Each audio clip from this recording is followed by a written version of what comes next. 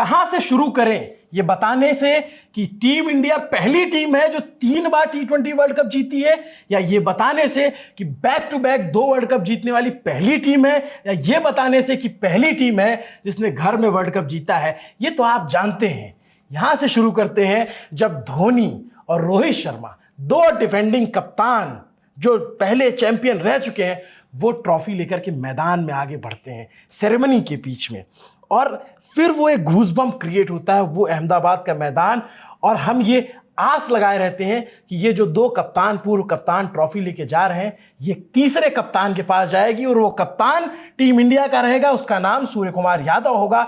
और ये उम्मीद जो हमने पिछले 1 महीने 2 महीने से पाल रखी थी, वो उम्मीद पूरी हुई। वो उम्मीद के साथ ये जश्न भी पूरा हुआ कि उस मैदान में जिसको पनौती की संज्ञा दे दी गई, उसका मिथक तोड़ दिया गया। ये मिथक भी तोड़ दिया गया कि 2014 के बाद जो भी टीम फाइनल में टॉस जीतती है वही मैच जीतती है। ये सारे मिथक तोड़ने वाली टीम इंडिया है।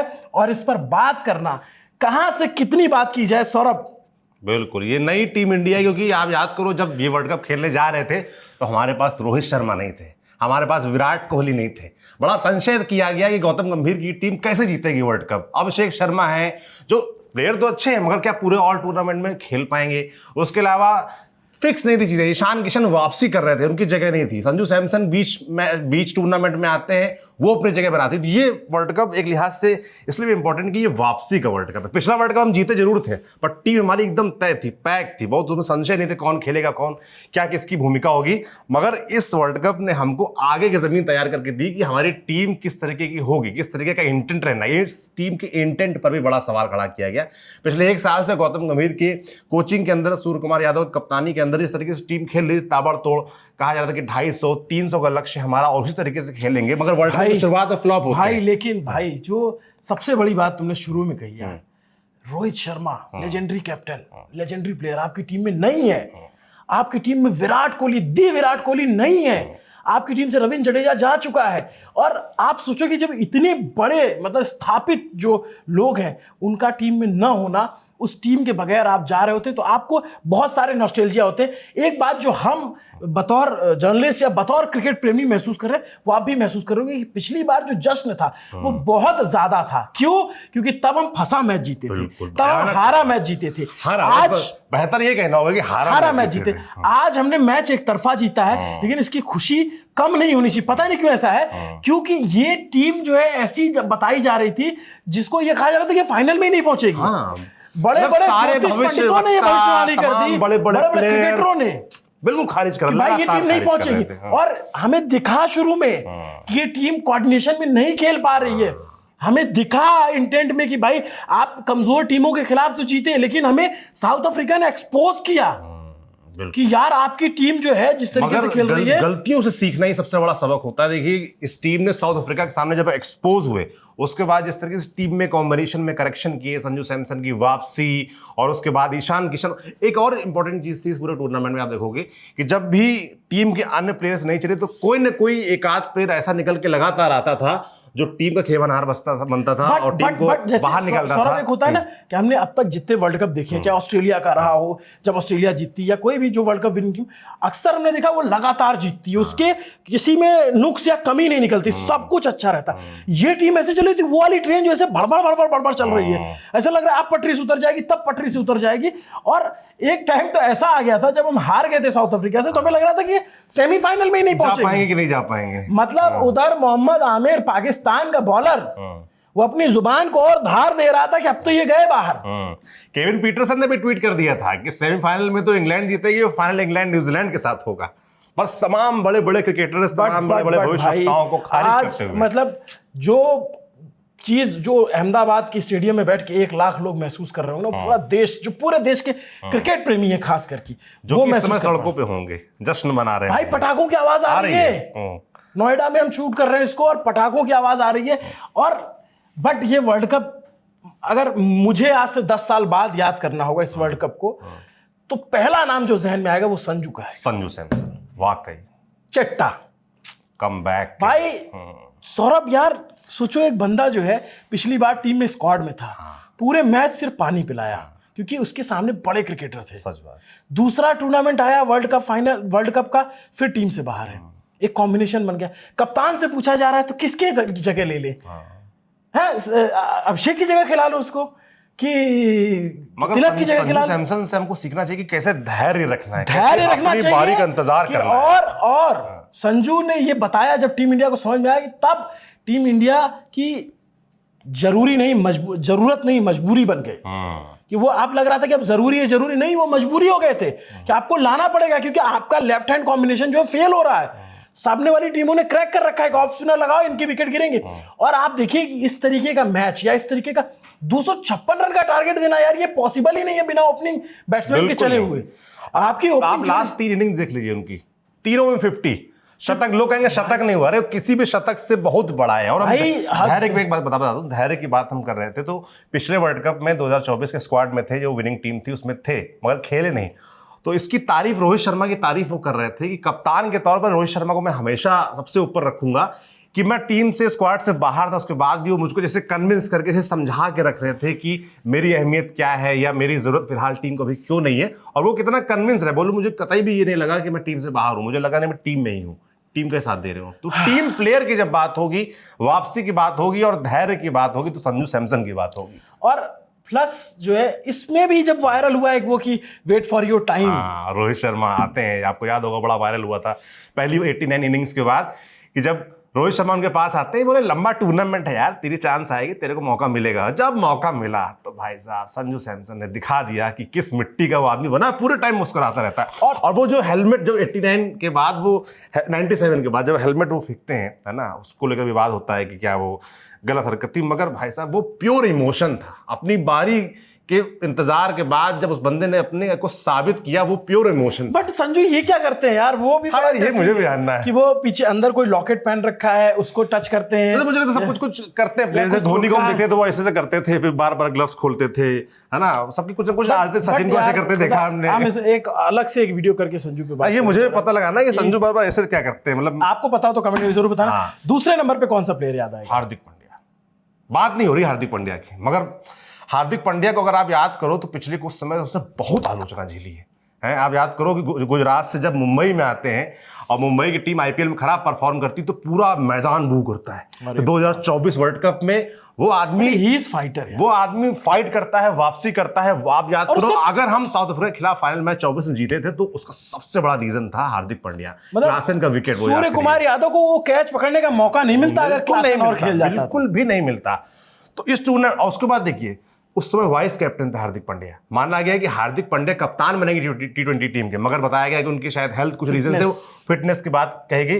मगर जबकि उसके बाद से लगातार हार्दिक पांड्या खेल रहे हैं, टीम प्लेयर की तरह खेल रहे हैं। और इस टूर्नामेंट में उस बंदे ने कई बार एंकर इनिंग की, बॉलिंग से विकेट निकाले, 9 मैच में लेकिन मुझे 9 विकेट लिए, 200 से ज्यादा रन बनाए। मतलब हमने ऑलराउंडर के नाम सुने, कपिल देव के नाम सुना है, हमने रविंद्र जडेजा को देखा, मगर भाई हार्दिक पांड्या ये मैच अगर इस टूर्नामेंट जब भी याद करना होगा तो वो पांड्या का वो विकेट लेना याद आएगा जब वो बॉल हवा में है, वो तो भाई पांड्या जैसा पूरे स्वैग में।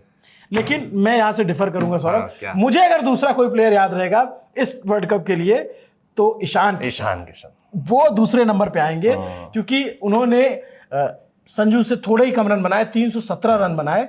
और भाई वो बंदा comeback is equal to Ishan Kishan, ये हो गया कि मतलब 2 साल टीम में बाहर है। मान लिया गया था कि ईशान किशन की वापसी हो ही नहीं पाएगी। ऋषभ पंत फिट होके वापस आ चुके थे, आप समझो, और लग रहा था कि ईशान किशन की कभी वापसी नहीं पाई। जिस तरह के उनको मेंटल हेल्थ की प्रॉब्लम बोली गई, 20 टूर्नामेंट से वो वापस चले गए, 2 साल टीम में वापसी कोई रास्ता नहीं दिख रहा था। डोमेस्टिक में वापसी करते हैं, डोमेस्टिक खेलने से मना कर दिया ईशान किशन ने, मगर उनको बोला गया कि नहीं डोमेस्टिक आपको खेलना होगा।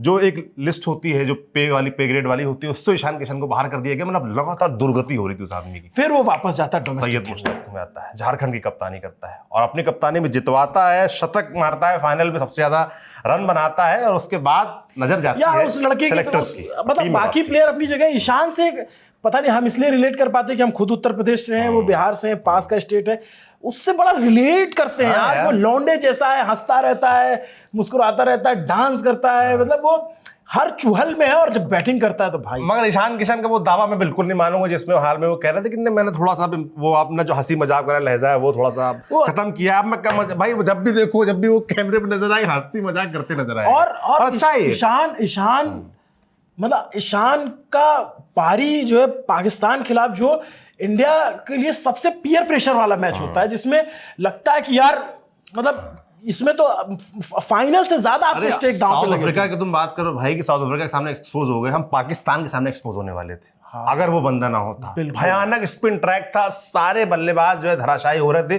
वो बंदा लगी जोन में खेल रहा था 40 बॉल 77 तो बाप रे वो पारी तो यार मतलब इतनी जबरदस्त। वो बैटिंग तो यार जब भी इसे आंख बंद करके याद करते हैं, वो अगर एज अ क्रिकेट फैन कि मतलब लग रहा, वो आके कह रहा है कि कौन बोलता है कि ये ट्रैक स्पिनिंग ट्रैक है, कौन बोल रहा है ये बॉलिंग ट्रैक है। वो इस तरीके से बॉलर से बात कर रहा हो कि कौन हो तुम, कहां से आए हो। मतलब उस अकेले बंदे ने एक ईशान किशन वर्सेस 21 प्लेयर आप जोड़ लो, मतलब इंडिया के लास्ट में जो थोड़ी बहुत इनिंग आई और पाकिस्तान की जो छिटपुट इनिंग आई उसको छोड़ दो, बट ईशान किशन ने 177 में से 77 अकेले बनाए और वहां से आपका मुराल अप हुआ। आपको लगा कि आपके पास एक बैट्समैन है जो मैच जिता सकता है। वो आपकी पहली बड़ी जीत थी। इससे पहले आप छोटी टीम से खेले थे, नामीबिया के खिलाफ खेले थे और छोटी टीम से खेले थे।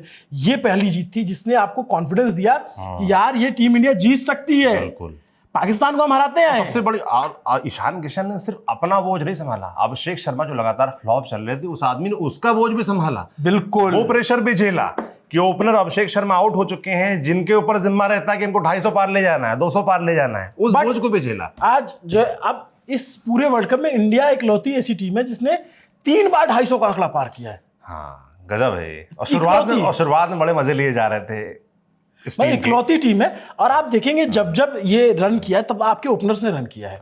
मतलब पहला जिम्बाब्वे के खिलाफ तो थोड़ा थोड़ा हुआ, लेकिन जो प्रेशर मैच थे जो वेस्ट इंडीज के खिलाफ था 199 चीज की, क्यों? क्योंकि आपका ओपनर 97 मार रहा है। करेक्ट। उसमें भी जो है अभिषेक बहुत अच्छा नहीं कर पाए। फिर आपका जो ओपनर है वो अगले मैच में 89 मारता है, तब आप 250 के पार पहुंचते हो, तब आप 7 रन से सेमीफाइनल जीतते हो। यार इतना क्लोज गया, फाइनल से ज्यादा रोमांचक तो सेमीफाइनल था। इसमें तो आपको पहले ही 8 ओवर में पता चल गया वही तो आखिरी वाली गुदगुदी थोड़ी सी मिसिंग हो गई। मैंने ट्वीट भी किया था यार मजा नहीं आ रहा थोड़ा। हम जीतना तो हम चाहते हैं, पर हमारे भारतीयों को ये भी चुन कि नहीं थोड़ा फंसे मैच, थोड़ा मजा आए, एंटरटेनमेंट हो। और अब अगर खिलाड़ियों की बात होगी, हम बल्लेबाजों की बात करें, मगर भाई बुमराह हम बहुत लकी हैं यार कि हमारे पास बुमराह है। मतलब आप इंस्टाग्राम में खोल के रील देखता हूँ, दुनिया भर के प्लेयर भाई, बैट्समैन की बात होती है, सबकी बात होती है, लेकिन जितने भी बड़े बड़े पीटरसन हो, पॉल कॉलिंगवुड, में तमाम लोगों के पॉडकास्ट देख रहा था भाई, जसप्रीत बुमराह को लोग गोट बोलते हैं, ग्रेटेस्ट ऑफ ऑल टाइम बोलते हैं लोग उसको। इस समय वो है अगर इस प्लेनेट पे कोई सबसे जबरदस्त और सबसे नंबर 1 का बॉलर है वो बुमराह, जसप्रीत बुमराह। आप कभी भी किसी भी टाइम कैसे भी मौके पे, जब आपकी दिल की धड़कनें बढ़ी हो, जब आपके सारे नाखून चबाए जा चुके हो और माथे पे पेशानी चढ़ी हो, तब आप बुमराह को। अरे अगेंस्ट ऑल आउट। अभी अब ईशान किशन की बात कर रहे हैं, स्पिन ट्रैक था फिर भी वो खेले। अरे वो बंदा, उसको ट्रैक से मतलब ही नहीं भाई, ऐसा जबरदस्त स्किल है उसके पास, इतनी वैरायटी है बॉल, यॉर्कर ले लो, स्लोअर ले लो, बाउंसर ले लो, क्या नहीं है उसके पास, कोई फर्क नहीं पड़ता। और सबको पता होता है बुमराह यॉर्कर मारेगा। और जब सामने वाले को पता हो कि दुश्मन के तरकश में ये तीर है, उसके बाद भी तीर निशाने पे लगा देने, ये है बुमराह, ये है बुमराह की खासियत। और इस बुमराह को कोई नहीं हरा सकता। इसीलिए बुमराह आपके 2024 में भी चैंपियन थे, इसीलिए इस बार 2026 में भी चैंपियन है। और जब वो बस निकलेगी तो मैं उम्मीद करूंगा कि बुमराह सबसे आगे की कतार में रहे, क्योंकि आप बुमराह सीनियर खिलाड़ी। बिल्कुल, और होना भी चाहिए। और याद करो यार, भारतीय बॉलिंग में हमेशा बात होती थी कि भारतीय पेसर्स में वो धार नहीं, वो दम नहीं। मतलब मेरी नजर में तो बुमराह पहला बंदा है जिसको हम लोगों ने खेलते देखा है। और जब से बुमराह टीम में आए हैं सौरभ, मुझे नहीं याद आता कि इंजरी के अलावा कभी वो परफॉर्मेंस की वजह से बाहर हुआ। कभी हो ही नहीं सकता भाई, ये तो हमारा नुकसान था। सारे प्लेयर जो है आते हैं, बॉलर है, शमी है, बहुत सारे प्लेयर, बहुत सारे बॉलर है, वो अपने परफॉर्मेंस की वजह से बाहर जाते हैं, फिर अच्छा परफॉर्म करते हैं, फिर वापस आते हैं। बुमराह इकलौता आदमी जो कील की तरह धंसा हुआ है कि नहीं लूंगा।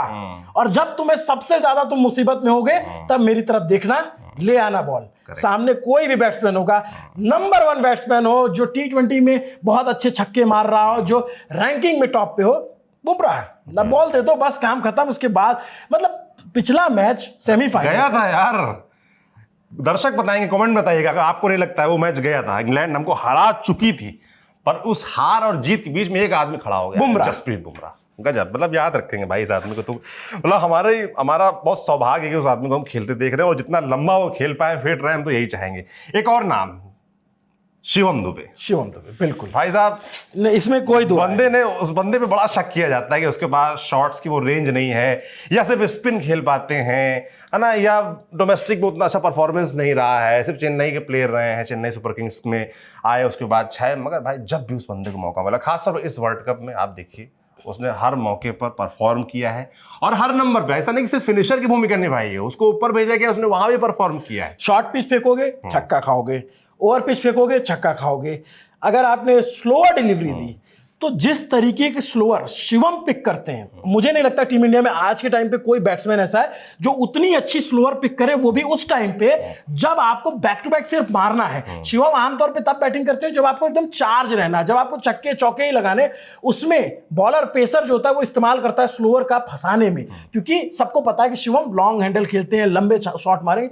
उसमें भाई जो पिक करता है वो आदमी जो सामने शॉट मारता है, वो मतलब वो शॉट पता नहीं क्यों मुझे बहुत पर्सनल फेवरेट है कि शिवम बहुत लंबे छक्के मार देंगे, बहुत शॉट मारे, जब वो स्लोअर पिक करके डाउन द ग्राउंड खेलते हैं, वो बैट्समैन है यार वो। मतलब आपको, मुझे याद आता है कि जैसे 2011 का वर्ल्ड कप अपन जब जीते, यूसुफ पठान टीम में खेल रहे थे, उस नंबर पे आते थे जहां पे उन्हें चेस कराने की जिम्मेदारी होती थी, जहां से उनको एक चार्ज वाली इनिंग की जरूरत होती थी। यूसुफ पठान फेल हुए, clutch inning, Yusuf Pathan fail हुए, सुरेश रैना को टीम में लाया गया, और फिर रैना ने कभी 30, कभी 32, कभी 24, कभी 25 इस तरीके से रन बनाए, और आप जो है वर्ल्ड कप का फाइनल जीते। वहीं पे आप चूक रहे थे। अगर आपको याद हो 338 रन जब हमने साउथ अफ्रीका के खिलाफ, इंग्लैंड के खिलाफ बनाए, जो टाई हो गया था, इंग्लैंड के खिलाफ बनाए थे, उसमें भी आप देखेंगे तो मतलब हर मैच में जब यूसुफ पठान को लगा, ये वो बहुत अहम पोजीशन है कि जहां से आपको एक्सेलरेट करना होता है। आज जब हमारे कंधे चुक गए यार, ये 4 ओवर बर्बाद, 250 नहीं पहुंचेंगे, बंदा क्या, रुको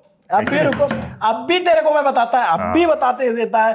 फिर भाई आज की 26 रनों की जो पारी है, 8 गेंद में 3 चौके 2 छक्के, शानदार है। वो 250 के पार का जो एक मनोवैज्ञानिक दबाव होता है ना, सामने वाली टीम पे प्रेशर, फाइनल मूवमेंट है, उनकी टीम भी मजबूत है, उनका प्लेयर भैया पिछले मैच में 33 बॉल में सैकड़ा चढ़ा था, साउथ अफ्रीका को एक तरफ का धराशायी कर दिया था, तो टीम कमजोर नहीं थी। पहले बैट्समैन ने परफॉर्म किया और उसके बाद हमारे बॉलरों ने शानदार आज दिखाया है कमाल। बाकी कप्तान साहब की बात भी कर लिया, सूर्य कुमार यादव देखिए बैट्समैन के तौर पर उतना अच्छा परफॉर्म नहीं कर पाए, मगर लीडर तो लीडर ही होता है। बट मतलब सॉरी टू से, कप्तान की बात हम वीडियो की इतने देर बात कर रहे हैं, ये मतलब अपने आप में सब कुछ कह देता है। सवाल तो देखो, उनकी बैटिंग पे जाएंगे तो खड़े होंगे, इसमें कोई दो राय नहीं है, बट एज ए कैप्टन जीते हैं, एज ए कैप्टन हाथ में ट्रॉफी है। देखो एक और बात भी है, सूर्य कुमार यादव के हाथ में ये जो टीम थी एकदम लॉन्डो की टीम है, नए लड़के हैं सब यार, मतलब कोई ऐसा नहीं कि मतलब कुछ आप हार्दिक पांड्या बुमराह को हटा दें तो सब लड़के ही हैं ना, रिंकू सिंह देख लीजिए, ऊपर आप देख लीजिए अभिषेक शर्मा है, ईशान किशन, सब लड़कों की टीम है। उस टीम को मैनेज करना, एक काम और पेशेंस दिखाया लगातार सूर्य कुमार यादव ने फील्ड पे, है ना, वो सब तमाम ऐसी चीजें हैं जो नोटिसेबल है। देखो क्या है कि आम पर्सनल परफॉर्मेंस उनकी अच्छी नहीं है, जो आम दर्शक जो देखता है मैच, उसको मतलब जो जबरदस्त बल्लेबाजी कर रहा है वो कप्तान पसंद है। रोहित शर्मा इसलिए पसंद है क्योंकि रोहित शर्मा ने पिछले T20 में स्कोर किए ऐसे मैचेस जिताए। अरे वो जो सेल्फलेस बैट्समैन का तो तमगा ऐसे नहीं मिला। महेंद्र सिंह धोनी बहुत अच्छे कप्तान है, लेकिन जो दिलों में राज करने वाला, कि मतलब आज से 10 साल बाद भी कोई बताएगा कप्तान मतलब तो वही बंदा था, मतलब आज भी कप्तानों की श्रेणी में रखेंगे तो मुझे लगता है कि धोनी के मयार का कोई नहीं है। नहीं है, मतलब सबके अपने योगदान है, क्योंकि मैचेस, हारे हुए मैचेस को निकाल लाना, वो भी कप्तानी के दम पे विकेट के पीछे खड़े होके, लोग मजाक उस जमाने में कपिल देव ने किया था, फिर उसके बाद जो है धोनी ने, मतलब आपको जीतना सिखाया उस आदमी ने। उससे पहले शुरुआत गांगुली ने कर दी थी। जीतना सिखाया तो गांगुली ने, इसीलिए तो मैं आ गया, गांगुली ने कर दिया था। दादा को भूले कभी बंगाल दादा वर्ल्ड कप नहीं जिता पाए थे ना, सही बात, वर्ल्ड कप धोनी के हिस्से। तो धोनी जो लोगों के दिलों में एकदम बस जाने वाला कप्तान बना उस छक्के के बाद, उस पारी के बाद, जो छिपी हुई मुराद जो वर्ल्ड कप की वो पारी थी 2003 की फाइनल की, वो टीस हम लोग के दिमाग में जो भरी हुई जो थी, वो पारी की बात करें। देखिए धोनी और गंभीर के अपने जो विवाद होते हैं, उनके फैंस आपस में लड़ते हैं, उसको छोड़ दिया जाए तो बतौर कप्तान ऊपर आना, लीड करना और उसके बाद वो विनिंग छक्का लगा करके जिताना आज भी हमको गूज बम देता है। तो गूज बम नहीं देता, गूज बम देता है। तो उसमें आप सोचो कि इसमें इस वाले लीग में जो है ना, विनिंग कैप्टन की लिस्ट में सूर्या का नाम लिया जाएगा। हाँ। लेकिन जो ये दिलों पे राज करने वाला भाई, कप्तान जो है ये ना, बात बोल रहे हैं भाई, मैं मतलब सॉरी टू से मतलब एज अ दर्शक ये मैं महसूस कर रहा हूं, नो डाउट कि कप्तानी अपने आप में बहुत बड़ा चैलेंज होता है। उसमें पूरी टीम को बांध के रखना, कब कौन से बॉलर को लगाना है, कब कहाँ कौन सा प्लेयर फिट करना है। टीम बहुत अच्छा खेल गई, लेकिन शुरू के एक आध दो इनिंग छोड़ दिया जाए तो सूर्या की परफॉर्मेंस वैसी नहीं रही और हमें दिखा कि वो अपने फेवरेट शॉट के जाल में ही फंसते नजर आए कई दफा। खैर इसको हम आज इग्नोर कर सकते हैं क्योंकि आज हम जीते हैं और इस जीत की खुशी में जितने भी प्लेयर हैं टीम इंडिया के, चाहे तिलक वर्मा हो, जब जरूरत पड़ी उन्होंने अच्छे शॉट शुरुआत में वो थोड़ा अच्छी कमजोर इनिंग दिखे, खेली, मगर बाद में उन्होंने पिकअप जिम्मेदार किया। निभाई, हाँ। उसके अलावा जो आप अर्शदीप सिंह की बात होनी चाहिए। अर्शदीप ने बहुत कमाल की क्योंकि बॉलिंग बुमराह के रहते वो थोड़ा सा दब जाते, छिप जाते, मगर उस आदमी ने बुमराह का बॉलर का साथ देना बहुत जरूरी है। दूसरे एंड से कौन बॉलर डाल रहा है, वो प्रेशर मेंटेन कर पा रहा है कि नहीं कर पा रहा है, ये भी बहुत जरूरी होता है। बहुत। तो अर्शदीप ने भूमिका लगातार निभाई, इसलिए उनको बधाई। अक्षर पटेल की बात होनी चाहिए। बापू सेहत के लिए हानिकारक है, लेकिन न्यूजीलैंड की, क्योंकि बापू अपने घर में खेल रहा था भाई, होम ग्राउंड अहमदाबाद, गुजरात का खिलाड़ी, और साउथ अफ्रीका के खिलाफ उस आदमी को नहीं खिलाया था भाई। कितनी ज्यादा टीम हारी, वो बहुत सवाल उठा कि वाइस कैप्टन है वो इस टीम का, वो कैसे बाहर हो सकता है। वापसी हुई, शानदार हुई। और आज आप देखो, आज आपका जो मैच एक तरफा हुआ ना, वो अक्षर पटेल ने बिल्कुल किया। तो शुरुआत उसने दिलाई, क्योंकि आप शिवम दुबे ने जिस तरीके से कैच छोड़ा था, और अगर एलन खेल जाता तो शिवम दुबे की बहुत ज्यादा आप देखो ना, 7 इनिंग्स में 10 विकेट लिए और इकोनॉमी देखो 8.17, मतलब T20 वर्ल्ड कप जबकि में जब मतलब आपको 4 पैरों वाला जानवर बना के पीटा जा रहा है, जो भौभो करता है, उस तरीके से पिटाई हो रही बॉलरों की, उसमें 8 की इकोनॉमी बहुत अच्छी है। बहुत अच्छी एक बॉलर को हम मिस कर रहे हैं, वो वरुण चक्रवर्ती। हाँ, बहुत पिटे हैं, लेकिन विकेट भी लिया, 14 विकेट लिए भाई, उसने बुमराह के बराबर टूर्नामेंट हाईएस्ट विकेट टेकर की लिस्ट में, और वो T20 के नंबर 1 बॉलर भी हैं रैंकिंग। थोड़ा मतलब टूर्नामेंट ढलते वक्त, खत्म होते वक्त थोड़ा सा उनका परफॉर्मेंस कम से कम, जो बात होती है रन रेट, स्ट्राइक रेट, उसमें थोड़ा कमजोर रहा, मगर बाकी बॉलिंग में दम तो है, सीखने की जरूरत है, हम थोड़ा सा और पकने की जरूरत है। खत्म कर रहे होंगे और फिर हम जब, वही मैं कह रहा हूँ कि 10 साल बाद हम इस वर्ल्ड कप को याद करेंगे, तो अगर एक खिलाड़ी का हमने जिक्र नहीं किया ना, तो हम लोग को पाप लगेगा। बता दो भाई, रिंकू सिंह। हाँ, रिंकू सिंह वो प्लेयर जब वो टीम में नहीं भी रहता है ना, तो फील्डिंग के लिए बुलाते हैं, वो फील्डिंग करता है। और वो ऐसा प्लेयर जिसके पिता उस दौर से गुजर रहे थे जब वो एकदम अपने आखिरी पड़ाव पर थे, कैंसर से जूझ रहे थे। बीच वर्ल्ड कप में उनके पिता का निधन होता है, देहांत होता है, वो आते हैं अपने घर वापस, पिता को कंधा देकर जाते हैं। एक बेटे का फर्ज निभाया रिंकू सिंह ने, बाप को कंधा देकर के, फिर उसी कंधे को मजबूती से अपनी टीम के साथ टिकाए रखा। ये रिंकू सिंह की काबिलियत है। बिल्कुल। रिंकू सिंह का योगदान इस वर्ल्ड कप के लिए जब मैं बोल रहा हूं, तो मुझे वो एक इंसान होने की तरह वो फील कर पा रहा हूं कि वो आदमी कितने प्रेशर में रहा होगा।